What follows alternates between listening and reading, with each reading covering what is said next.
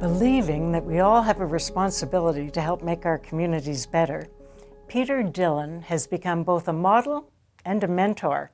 He has received provincial, federal, and international awards, recognizing his enormous success as Canada's Cranberry King. In fact, son of immigrant parents, Peter was the first Punjabi South Asian to be named a business laureate. But maybe more importantly, Peter Dhillon has used his position to advocate for food security, environmental sustainability, agri-tech, and most recently, business ethics.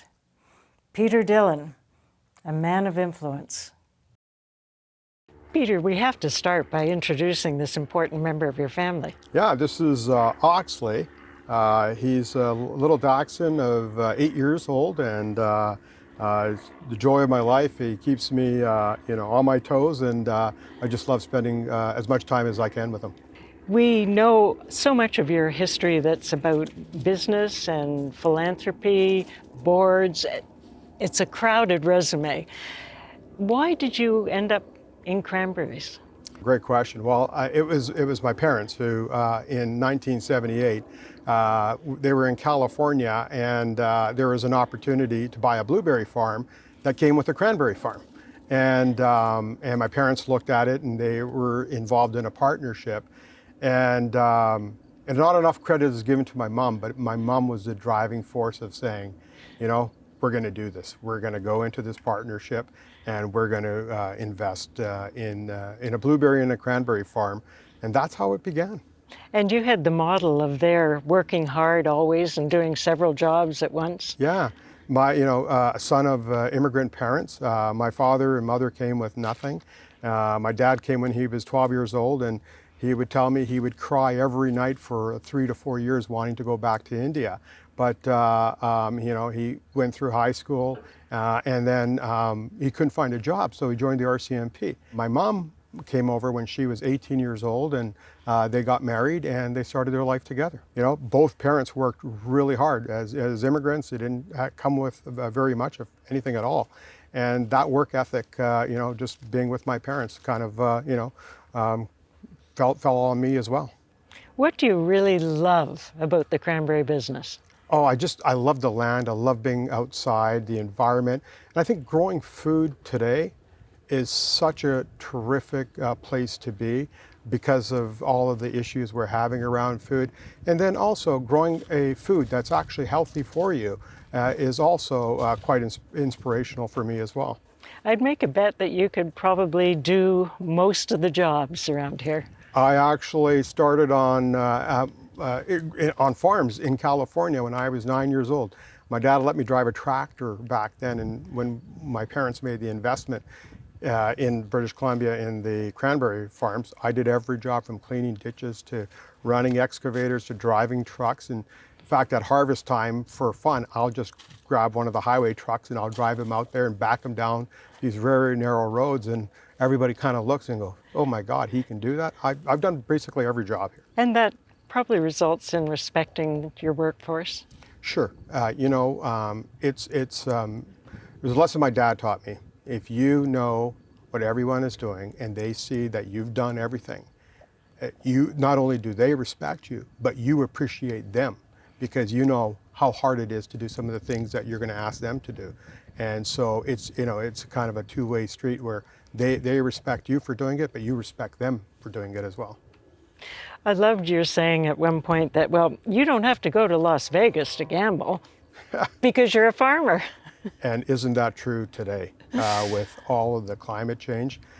Farming is a big gamble. That's one thing that you can't control. You can be the best manager, you could have a terrific industry that you're in, but you can't control Mother Nature, and you just don't know what she's going to bring, and that changes every year.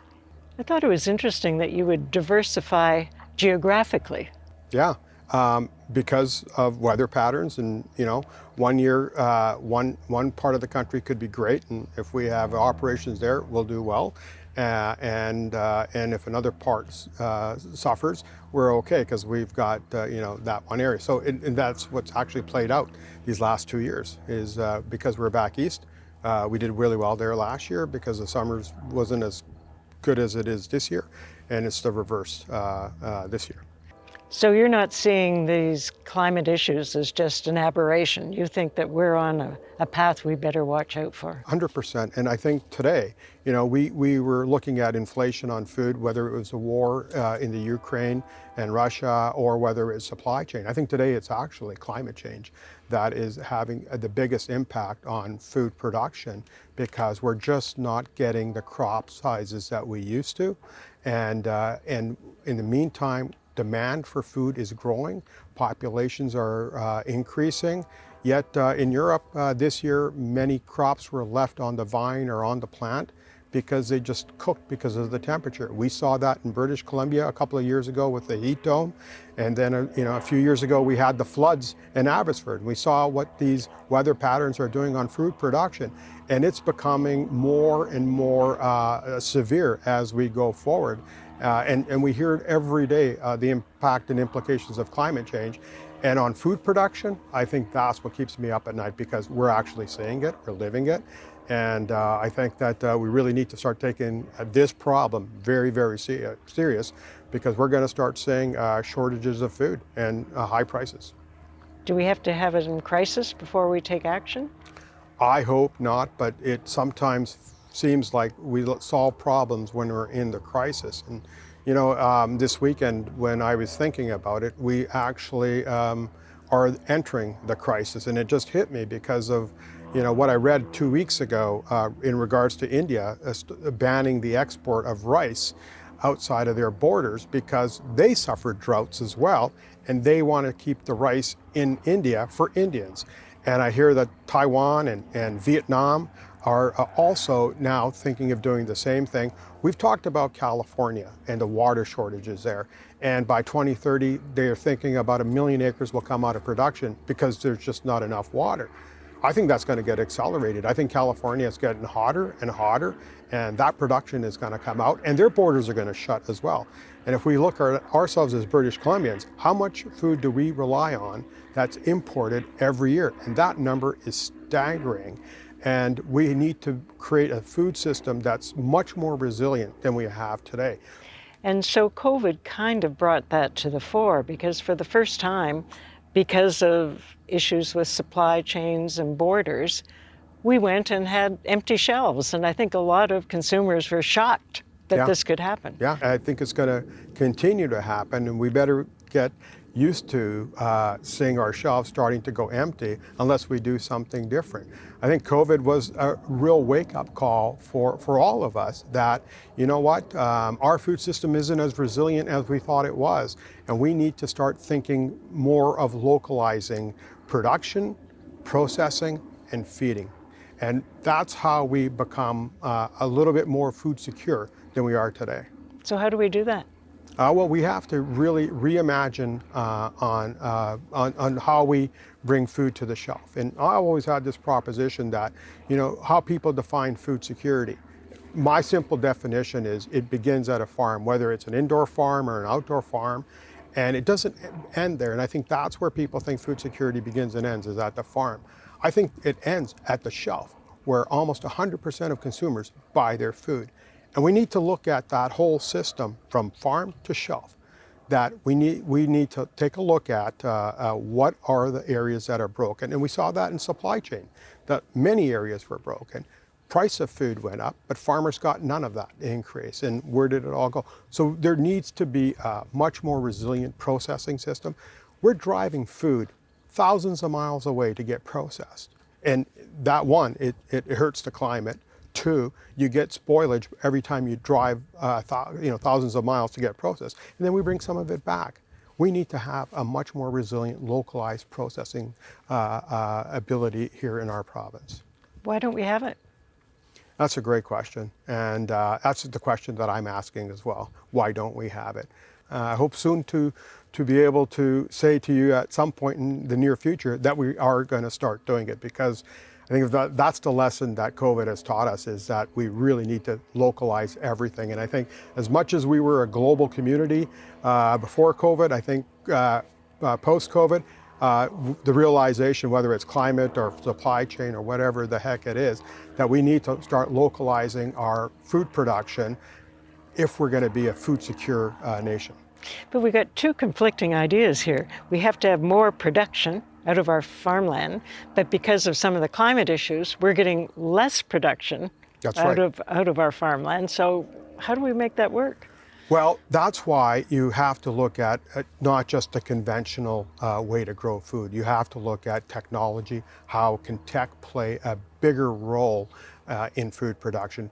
Indoor farming is obviously an option, and that's at its early stages. And there are a lot of startups now that are thinking this way. And you know, as we saw in electric cars, they didn't hit it out of the park in the beginning, and there was a lot of test and failed. And I think we're going to go through that, but we need to build another system along with the system that we have to start creating that resiliency.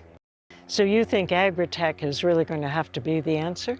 I think it's going to be a part of the answer, a big part of the answer, and I think we have to think about how we're going to use technology on the conventional sense to increase crop yields as well. But I think we're at a point in time where we actually need both, and we just can't rely on one any longer. And do we always depend on farmland, or some of these ideas that I've heard talked about, it's in apartment buildings in the middle of a city? Yeah. Can you do a farm like that? Well, when Calgary had that problem of too many offices and not enough occupants, that's where the thinking started happening, is, well, why can't we start growing food in some of these buildings? And that's obviously an option. And you know, the really neat thing about that is that it's actually grown where people are, right?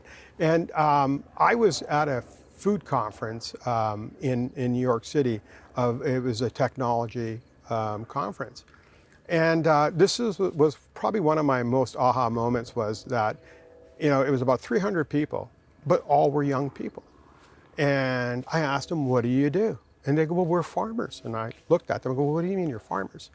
They go, yeah, our farms are on rooftops in cities, are in containers in cities.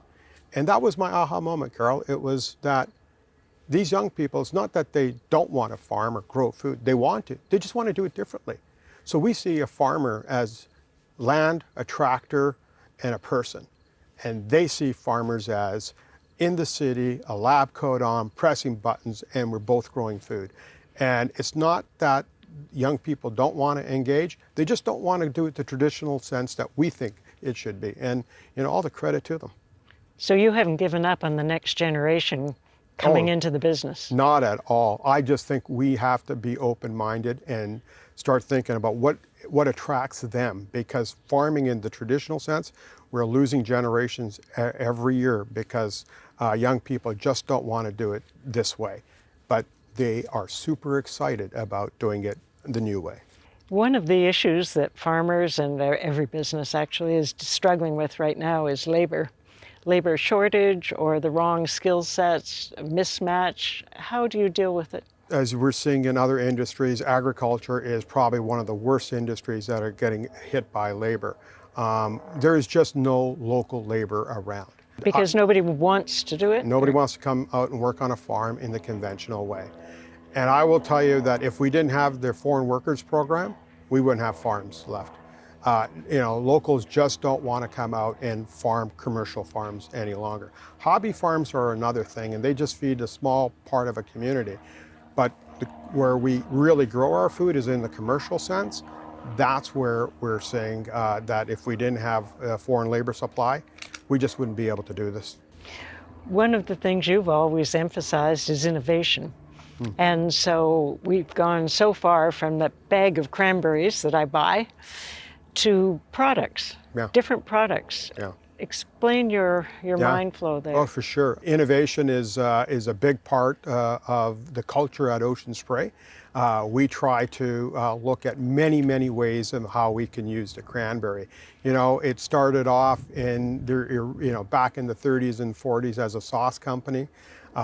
We transitioned into a juice company.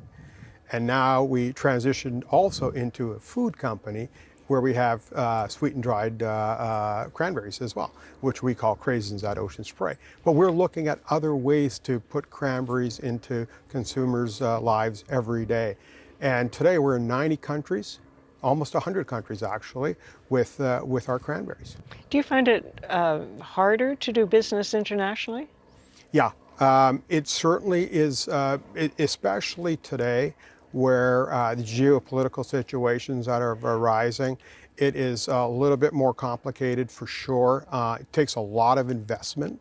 And the thing about Ocean Spray, it's owned by 700 family farms, so we have limits of how much we can expand because we rely on our farmers to help finance our expansion. So, it's really about using your dollars smartly and wisely as you invest. The North American market has been great for us, and we continue to reinvest in and innovate for the North American market. But when we look at our business globally, the one thing we realized a little while ago is that what works here doesn't necessarily mean it's going to work there, because taste palettes are different.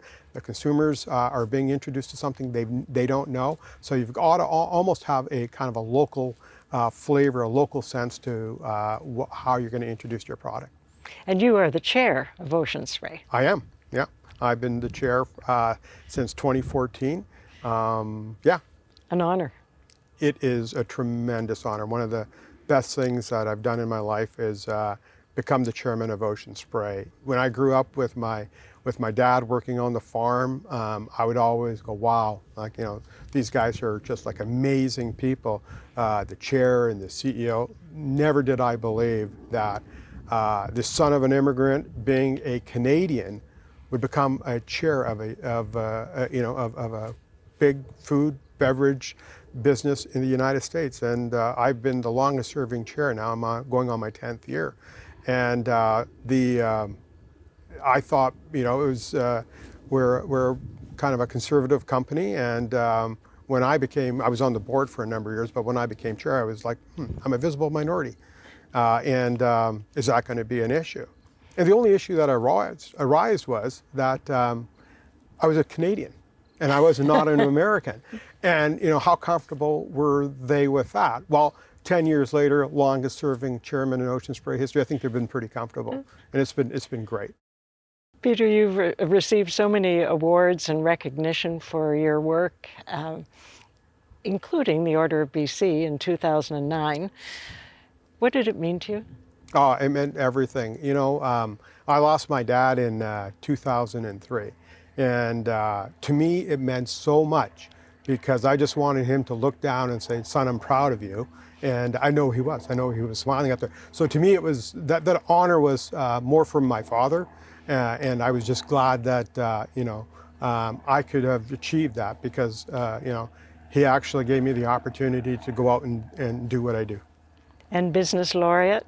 Yeah. That happened, I think, last year, yeah. That was a complete surprise.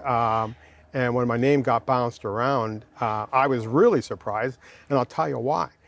Is because farmers don't get this recognition. It was, big titans in industry always got it. And to me, it was finally recognition for my industry, for what we do, and how important it is for everyone, for society, that farmers today play a big role. And to me, it was kind of validating my industry. And frankly, as a visible minority, it was also a validation that all Canadians can contribute to the Canadian economy and be recognized for it. First Punjabi South Asian winner. Yeah. That was, I'll tell you, as I get older, my roots and my parents' roots actually are more profound. And, I look at my community, and my community has been so successful. When I say the Indo-Canadian community has been so successful. And I just hope that it can be an example of, just as a larger community, we can do so much together. And I think this was kind of, a small step in that direction of bringing all communities together. That it actually has a little bit of a diversity. So I thought it was awesome. One of the reasons why you're a legend is because you've given so much back to the community. And what people sometimes don't think about, the most precious thing you can give is time. And you have been on, I gave up counting how many boards, reports, commissions that you have been involved in. Why do you feel that's important to do? It's a sense of service. I learned from my dad and his former business partner, Jack Bell, about serving your community. And it's very, very important. And I actually was very fortunate at a young age. I actually got to spend time with my dad and Jack Bell, who were mentors to me on how important it is to give back to your community. There's so many ways. And sometimes writing the check is the easiest way. Contributing your time is always the toughest. At the end of the day, I think we just want to leave this world a little bit better than when we got into it. And I hope that one day that somebody can say that about me. When we got hit by the financial crisis, businesses like mine that were paying their debts every day, paying their loans, never missing a payment, we all could have got affected. That credit could have dried up and we would all been out of business.